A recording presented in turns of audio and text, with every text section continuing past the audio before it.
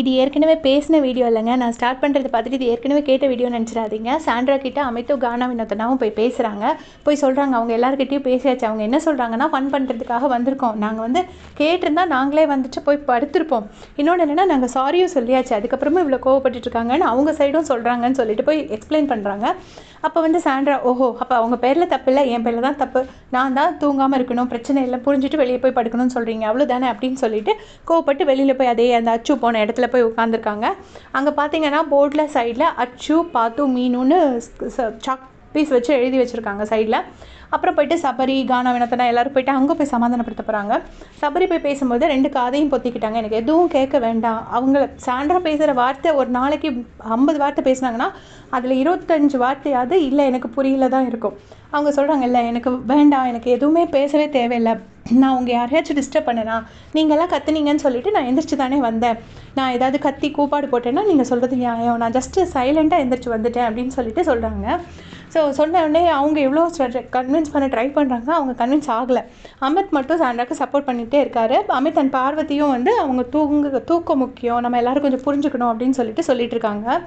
அப்போ வந்து பார்த்திங்கன்னா கடைசி கானா வினோதனா என்ன சொல்கிறாருன்னா, வேண்டாம், அவங்கள்ட்ட பேச அவங்களுக்கும் கோபம் வருது, யாருமே பேச வேண்டாம்னு அவங்க சொல்கிறாங்க, ஸோ நம்ம இந்த பக்கம் வந்துடுவோம் வேண்டாம் அப்படின்னு சொல்கிறாங்க. அப்போ அரோரா என்ன சொல்கிறாங்கன்னா, நான் சாரி கேட்கணும், நான் இது வரைக்கும் ப்ளீஸ் நான் தெரியாமல் பண்ணிட்டேன்னொன்னே, இல்லை வேண்டாம் அரோரா, எனக்கு உங்ககிட்ட பேச வேண்டாம்னு சொல்லி அரோராக்கிட்டே சொல்லிடுறாங்க.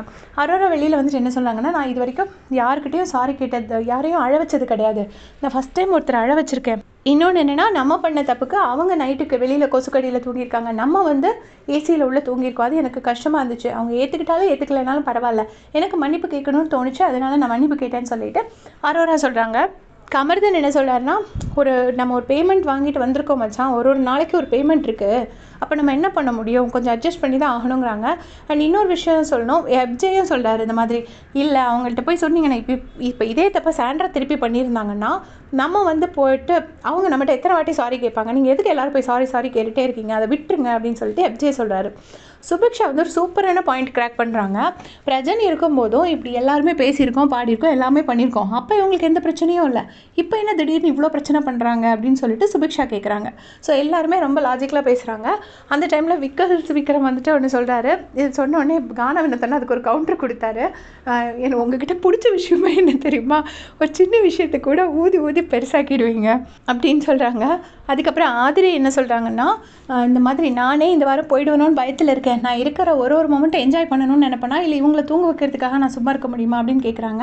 அண்ட் இன்னொரு விஷயம் சொல்லணும்னு நினச்சேன், நான் ஜென்ரலி என்னோட ஒப்பீனியன்ஸ் அவ்வளோவா சேஞ்ச் பண்ணிக்க மாட்டேன், பட் இங்கே எல்லாருமே கமெண்ட்ஸில் சொல்லியிருந்தீங்க, அவங்க ஒரு பேமெண்ட்டுக்காகவும் நம்ம சப்ஸ்கிரைப் பண்ணி ஹாட்ஸ்டார் சப்ஸ்கிரைப் பண்ணி பார்க்குறதுக்கு எவ்ரிடே அவங்களோட ப்ளே பார்க்குறதுக்கு நைட் டைமில் லைவ் வாட்ச் பண்ணுறவங்களுக்கு கொஞ்சம் ஃபன் கண்டென்ட் வேணுங்கிறதுக்காக தான்.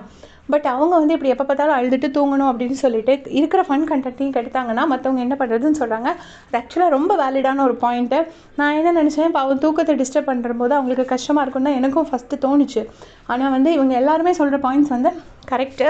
ஏன்னா வந்து இது பிக் பாஸ் ஷோங்கிறது வந்து உண்மையிலே அது ஒரு 100 நாள் நம்மளை நாமே வருத்திக்கிட்டு அதுக்கான பேமெண்ட் வாங்குகிற ஷோ தான் அது. ஸோ இங்கே வந்து ஃபுல்லாக தூங்கணும் அப்படின்னு நினச்சா அது ப்ராக்டிக்கலி இது பாசிபிள் கிடையாது. நம்ம தூங்குறது பத்தாது, மற்றவங்களும் தூங்கணும்னு சொல்லும்போது அது உண்மையிலே அது கஷ்டம் தான் நான் நினைக்கிறேன். ஸோ அதை பற்றி உங்களுடைய கமெண்ட் சொல்லுங்கள். தேங்க்ஸ் ஃபார் வாட்சிங்.